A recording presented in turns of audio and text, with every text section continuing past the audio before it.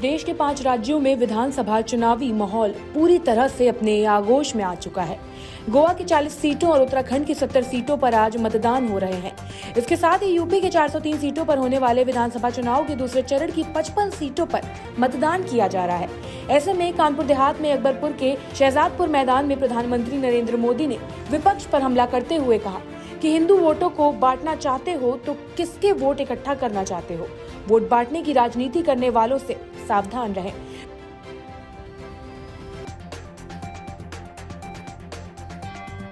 प्रधानमंत्री मोदी ने इस दौरान मुख्य विपक्षी पार्टी समाजवादी पार्टी को अपने निशाने पर लेते हुए कहा, समाजवादी लोग हर बार नया साथी लेकर आते हैं, नए साथी के कंधे के भरोसे चलने की कोशिश करते हैं। ये हर चुनाव में जिस साथी को लाते हैं उसको भी धक्का मारकर निकाल देते हैं। जो साथी बदलते हैं वो आपका क्या साथ देंगे। पीएम मोदी ने कानपुर देहात की जनता को संबोधित करते हुए सपा को निशाने पर लिया। हमने तो इस पार्टी से इसलिए गठबंधन किया क्योंकि हम गोवा में हिंदू वोटों को बांटना चाहते हैं। पीएम ने कहा, पहले की सरकारों ने प्रदेश को दिन रात लूटा और यहाँ के लोगों को अपराधियों, दंगाइयों, माफियाओं के हवाले कर दिया। इन लोगों का बस चलता तो कानपुर और कानपुर की तरह यूपी के हर शहर में एक मोहल्ला माफियागंज के नाम से बसा देते। प्रधानमंत्री नरेंद्र मोदी ने सीएम योगी के कामों की तारीफ करते हुए कहा, 2 चरणों में हुए मतदान से साफ हो चुका है कि यहाँ इस बार 10 दिन पहले रंगों वाली होली जनता मनाएगी। भाजपा की प्रचंड जीत की होली मनाई जाएगी। पीएम ने कहा कि योगी सरकार की सख्ती से मंचलों, गुंडों, दबंगों, दंगाइयों में जो डर पैदा हुआ है वो हमारी बहन बेटियों के हौसलों को बुलंद करने में बहुत उपयोगी है। इसलिए यूपी की हर बहन बेटी कह रही है कि यूपी के लिए योगी बहुत उपयोगी है। अब जब गोवा में चुनाव हो रहा है तो मैं देश के मतदाताओं के सामने और विशेषकर जहां चुनाव चल रहा है वहां के मतदाताओं को भी एक बात से अवगत कराना चाहता हूं। मैंने कल गोवा के एक अखबार का इंटरव्यू देखा। देखिए, चुनाव गोवा में चल रहा है और टीएमसी, ममता बनर्जी की पार्टी, उनके एक नेता, उसने गोवा में वो चुनाव पहली बार लड़ रहे हैं और उनको पूछा गया कि यहां आपकी पार्टी का कोई वजूद तो है नहीं, आप यहां चुनाव लड़ने क्यों आए हो? तो उन्होंने क्या जवाब दिया? वो जवाब देश के इलेक्शन कमीशन के लिए भी गौर करने जैसा है, हिंदुस्तान के मतदाताओं को भी गौर करने जैसा है और मेरे उत्तर प्रदेश के मतदाताओं को भी गौर करने जैसा है। क्या जवाब दिया? बंगाल की टीएमसी पार्टी जो गोवा में चुनाव लड़ने गई है वो कहती है, हमने तो उस पार्टी से इसलिए गठबंधन किया है क्योंकि हम गोवा में हिंदू वोटों को बांटना चाहते हैं। आप देखिए ये हिम्मत, क्या ये लोकतंत्र है, सेकुलरिज्म है क्या? आप खुलेआम कहें कि हम हिंदू वोटों को बांटना चाहते हैं तो आप किसके वोट इकट्ठा करना चाहते हो? ये भेदभाव, क्या ये भाषा लोकतंत्र की है क्या? मैं गोवा के मतदाताओं को कहना चाहता हूं,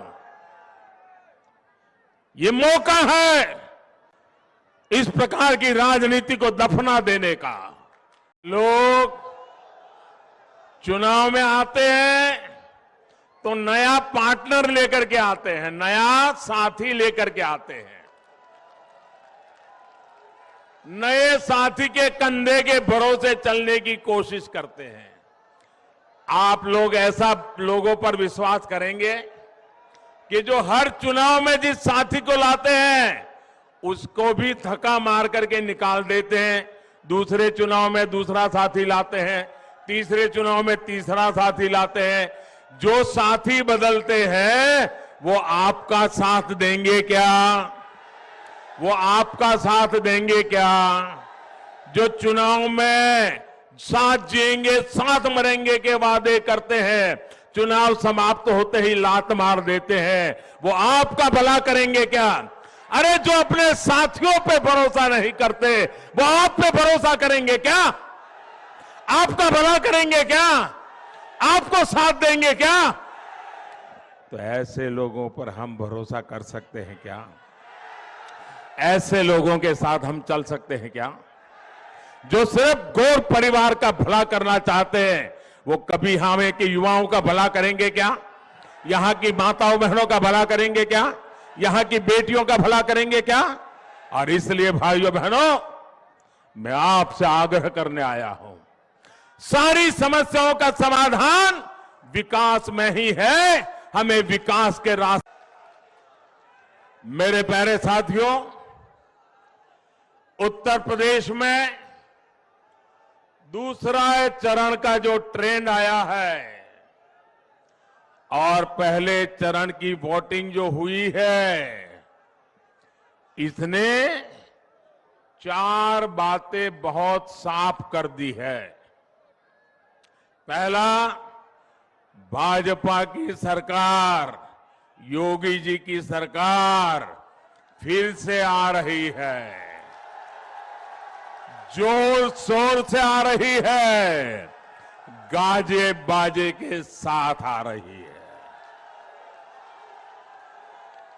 दूसरा, हर जाति, हर बिरादरी के लोग, हर वर्ग के लोग बिना बटे, गांव और शहर बिना बटे, आज बिना किसी भ्रम में पड़े एकजुट होकर यूपी के तेज विकास के लिए वोटिंग करके पहले फेज में बीजेपी को बहुत आगे बढ़ा दिया है और दूसरा फेज भी बढ़ रहा है। तीसरा, हमारी माताओं बहनों ने, हमारी बेटियां ने बीजेपी की जीत का झंडा खुद उठा लिया है।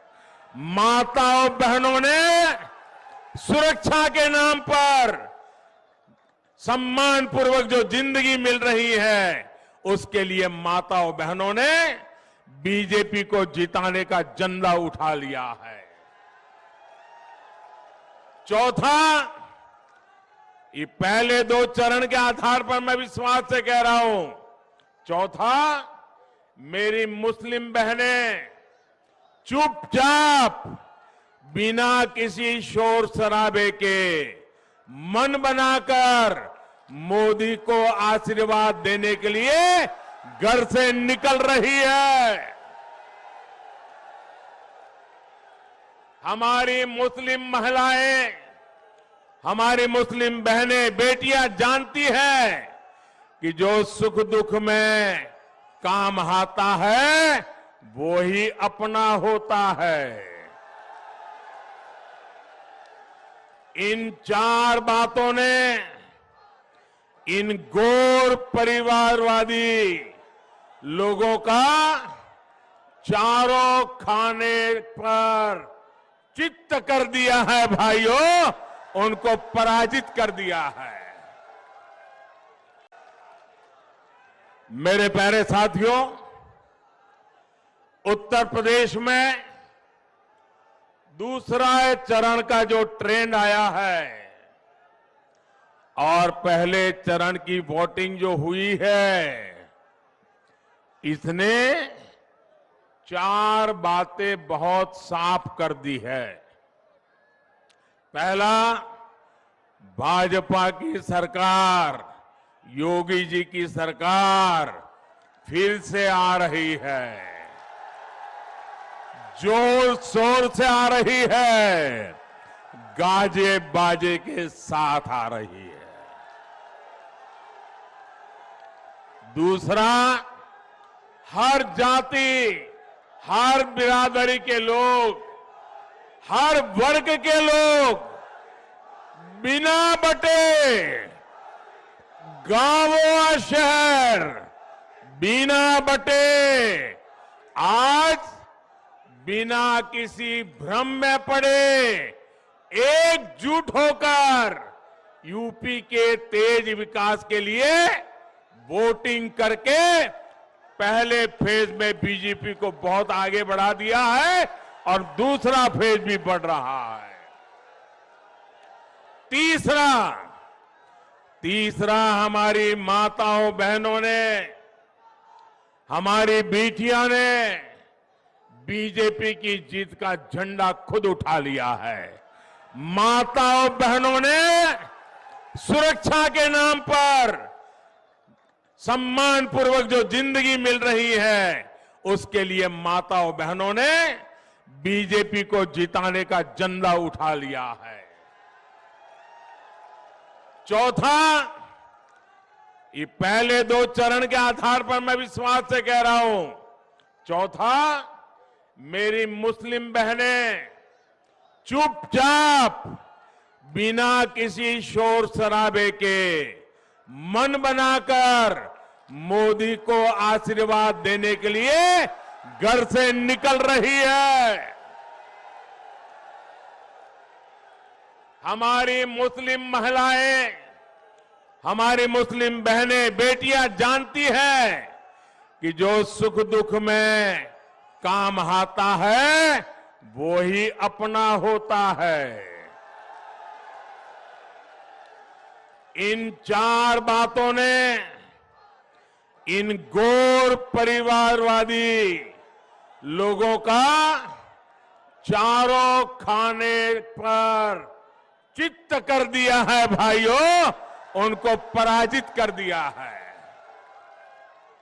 योगी जी की सरकार की शक्ति से मनचलों, गुंडों, दबंगों, दंगाइयों में जो डर पैदा हुआ है वो हमारी बहन बेटियों के हौसले को बुलंद करने में बहुत उपयोगी है। और इसलिए यूपी की हर बहन बेटी कह रही है यूपी के लिए योगी उपयोगी है। और साथियों, महिलाओं के लिए जो काम हमारी सरकार ने किया है उसकी बहुत बड़ी लाभार्थी मुस्लिम बहन बेटियां भी हैं। हमारी मुस्लिम बेटियों को भी पढ़ाई के लिए जाते समय रास्ते के मनचलों की वजह से बहुत दिक्कत होती थी। जब यूपी में अपराधी कंट्रोल में आए तो इसका लाभ मुस्लिम बहन बेटियों को भी मिला। मुझे खुशी है कि पिछले 7 सालों में स्कूल में, कॉलेजों में मुस्लिम बेटियों की संख्या भी बढ़ रही है। मेरा निरंतर प्रयास रहा है कि कैसे अपनी मुस्लिम बहन बेटियों का जीवन मैं आसान बना सकूं। आप कल्पना कर सकते हैं, आप जरा कल्पना करिए, हर पुरुष कल्पना करे। मैं जो बात बताता हूं मैं मुसलमान पुरुषों की भी कहता हूं, आप जरा कल्पना कीजिए, मायके से अगर औरत खाली हाथ लौटती है तो फटाक से 3 तलाक दे दिया जाए। ससुराल से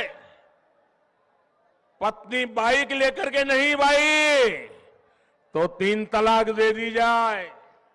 ससुराल से अपनी पत्नी सोने की चेन लेकर के नहीं आई तो 3 तलाक दे दो। घड़ी मंगवाई, घड़ी नहीं आई, 3 तलाक दे दो। मोबाइल मंगवाया, मोबाइल नहीं आया, 3 तलाक दे दो। कोई भी छोटी सी बात पर तलाक तलाक तलाक कहकर मुस्लिम महिलाओं का पूरा जीवन बर्बाद हो जाता था। और सिर्फ उस मुस्लिम महिला का ही नहीं, आप उस बेटी के पिता का दर्द समझिए, उस बेटी की मां का दर्द समझिए। जब बेटी वापस चली आए तो उसके मन पर कितनी गुजरती होगी। वो हमेशा इस डर में जीती थी कि कहीं बेटी तीन तलाक ना हो जाए। साथियों, आज देश की हर मुस्लिम बहन बेटी के पास 3 तलाक के खिलाफ कानून की सुरक्षा हमने दी है। एक रिपोर्ट में सामने आया है, 3 तलाक का कानून बनने के बाद यूपी की हजारों बेटियों का घर टूटने से बचा है, तबाह होने से बचा है। Bureau report, my Bharat.